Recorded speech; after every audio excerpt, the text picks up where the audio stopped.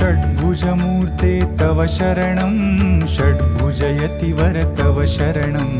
दण्डकमण्डलुगदा पद्मशङ्खचक्रधर तव शरणं करुणानिधे तव शरणं करुणासागर तव शरणं श्रीपाद श्रीवल्लभ गुरुवर नृसिंह सरस्वती तव शरणं श्रीगुरुनाथा तव शरणं सद्गुरुनाथा तव शरणं कृष्णा संगमितरुतलवासी भक्तवत्सला तव शरणं कृपामूर्ते तव शरणं कृपासागरा तव शरणं कृपाकटाक्षा कृपावलोकन कृपानिधे प्रभु तव शरणं कालान्तका तव शरणं कालनाशका तव शरणं